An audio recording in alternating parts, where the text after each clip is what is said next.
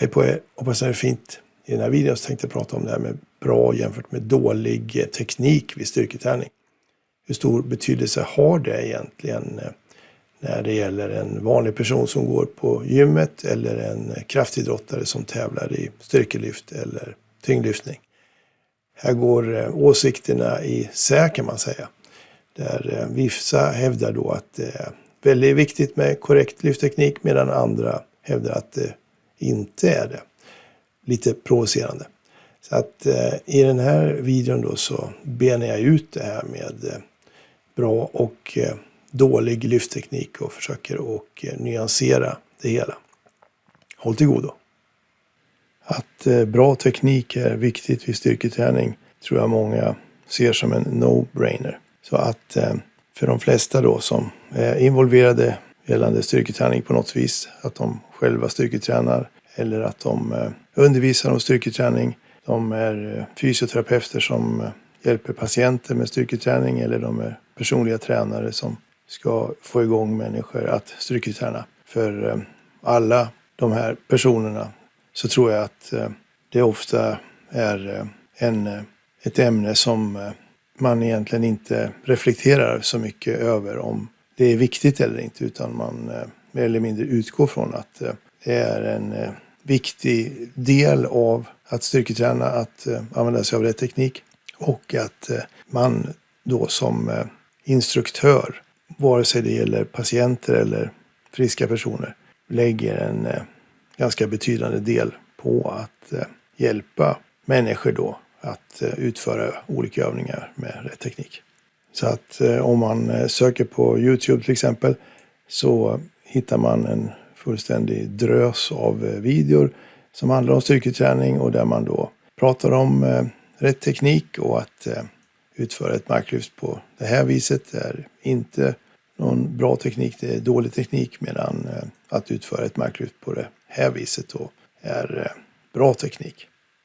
Men så finns det då en annan åsikt, nämligen att man hänger upp sig för mycket på det här med dålig teknik och att man inte ska skylla besvär som uppstår vid träning på dålig teknik, utan att det finns då en massa andra faktorer som kan förklara varför en person får ont när de styrketränar. Och här så kan vi då se en mängd andra förklaringar till varför en person får ont, förutom då att en person använder sig av dålig teknik vid träning. Så att för att illustrera de här olika åsikterna så kan man ju titta på den här pendeln då. Där pendeln slår långt åt ena hållet när då vissa förespråkar hur stor betydelse det har att faktiskt använda sig av rätt teknik när man styrketränar och hävdar med bestämdhet att det är en klar faktor till varför besvär kan uppstå. Medan andra då har den lite mer avslappnade attityden till teknik och anser att det kanske inte har så stor betydelse med vilken teknik man styrketränar, utan att det finns andra faktorer som då har betydelse och som kan förklara varför personer får ont när de styrketränar. Och förespråkare för det här spåret att det inte har så stor betydelse med vilken teknik man styrketränar. Ja, de pekar på det faktumet då att det finns inget evidens egentligen mellan lyftteknik och skadeincidens vid styrketräning.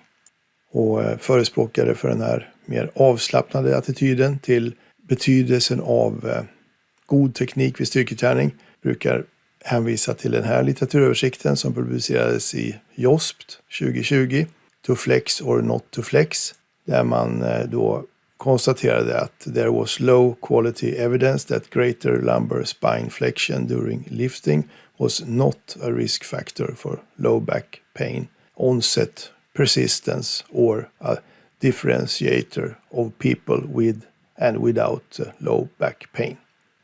Och den här artikeln fyller på kan man säga och menar på att använda sig av en större flexion i ryggen då, att man lutar sig framåt mer när man lyfter som vid ett marklyft, är inte en riskfaktor för ländryggsbesvär. Men där de då hämtar sina argument från när det gäller det här påståendet är just den här JOSP-artikeln då. Så att egentligen så, vad jag har sett i alla fall, så är det bara den här JOSP-artikeln som faktiskt har tittat på det här med betydelsen av att flektera i ryggen vid olika lyft jämfört med att inte göra det då. Så att jag tänker att vi kan kika igenom den här artikeln. To flex or not to flex, is there a relationship between lumbar spine flexion during lifting and low back pain? Eftersom den här då artikeln används som stöd för att påstå att det inte är så noga då med teknik vid styrketräning. Och om vi tittar på syftet då i den här studien, så var det då att to evaluate whether lumbar spine flexion during lifting is a risk factor for low back pain, onset, persistence or a differentiator of people with and without low back pain. Så att det här syftet är ju väldigt intressant. Men jag skulle vilja påstå att metoden de har använt inte har haft någon möjlighet att verkligen besvara den här forskningsfrågan. En stor invändning jag har mot den här litteraturöversikten är de studier som är inkluderade. Det är 11 studier totalt, varav 10 är tvärsnittsstudier och endast en är longitudinell. Och det gör ju, som jag ser det, i stort sett omöjligt att faktiskt dra någon slags slutsats kring betydelsen av att då lyfta med böjd rygg jämfört med rak rygg. Och särskilt då i någon slags styrketräningskontext. Det som de ändå ska ha credit för då är ju att de konstaterar att alla inkluderade studier var då av låg kvalitet vad gäller evidensgrad. Så att om vi lite snabbt scrollar igenom de här 11 olika studierna, så är min största invändning då att i stort sett alla då är tvärsnittsstudier, och att de här personerna som har lyft med rundad rygg eller rak rygg har lyft då ganska futtiga vikter helt enkelt. Så att det här är som inte alls som vid styrketräning. Så att i den här första studien har då försökspersonerna lyft en 8,3 kilo tung låda.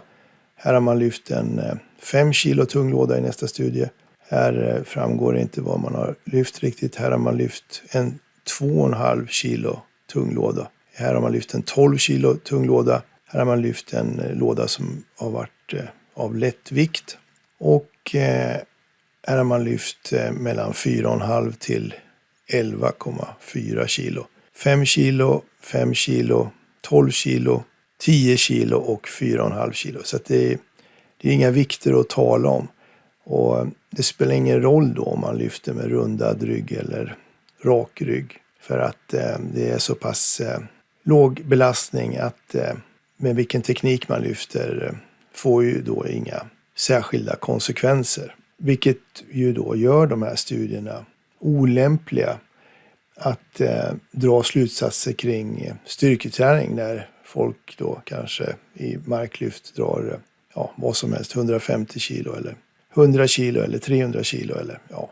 Men det är ju då betydelsen av med vilken teknik man lyfter får helt andra konsekvenser. Så att jag anser efter att ha läst den här studien då att den här studien inte har förmåga att uttala sig kring betydelsen av att lyfta med rundad eller rak rygg vid styrketräning. För att det är inte det som de här inkluderade studierna har tittat på.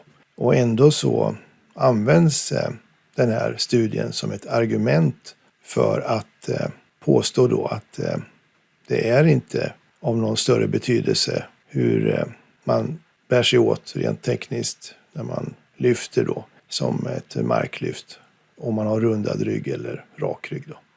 Så att om den här to flex or not to flex studien inte håller måttet när det gäller att kunna besvara frågan om betydelsen av att lyfta med rundad rygg jämfört med rak rygg vid styrketräning. Ja, hur ska då en studie vara konstruerad? Vilken design ska den ha för att faktiskt kunna svara på den frågan? Och som jag ser det så skulle det behövas en case control-studie. En fallkontrollstudie på svenska då. Och när man gör den typen av studier då har man patienter med en skada eller sjukdom som då matchas med friska kontroller. Och de här studierna är vanligtvis retrospektiva då. De tittar bakåt i tiden. Och den här typen av studier är inte särskilt vanliga inom idrottsmedicin.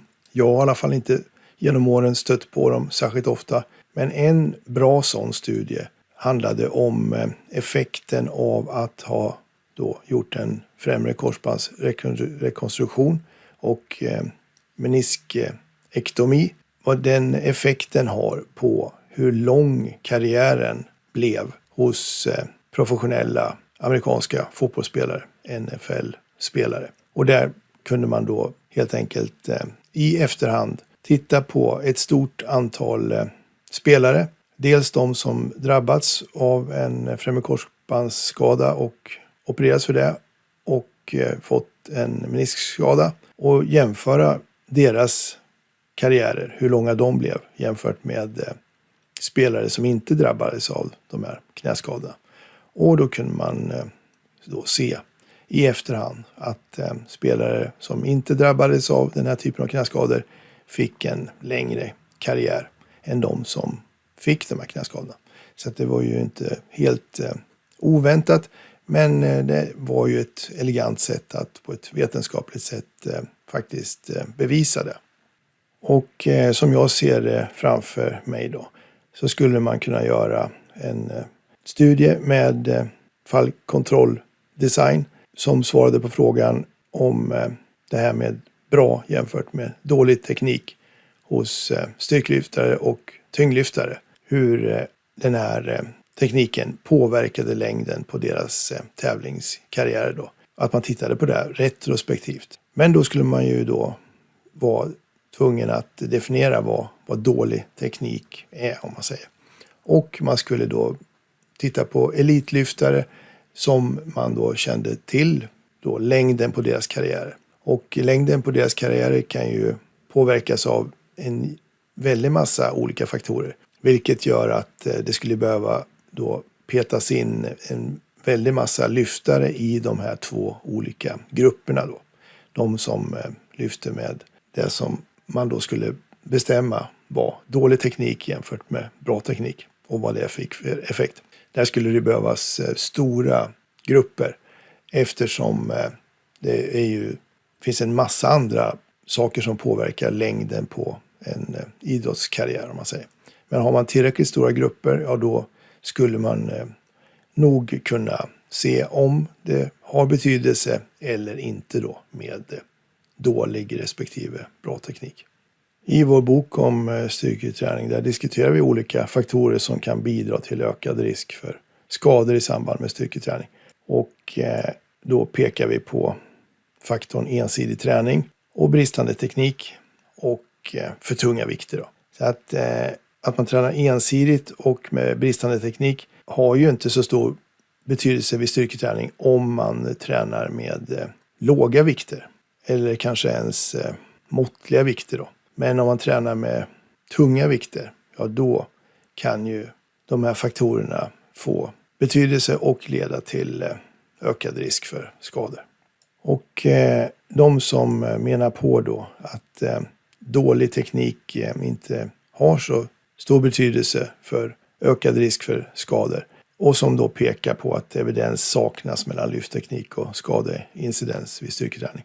Ja, där kan man ju då säga att det kanske beror på att forskningsfältet dels är bristfälligt utforskat och dels metodologiskt utmanande då. Och inte i sig ett bevis på att teknikinlärning är onödig vid styrketräning. Den här sliden har jag använt i många föreläsningar genom åren för att beskriva den tekniska svårighetsgraden vid olika former av styrketräning.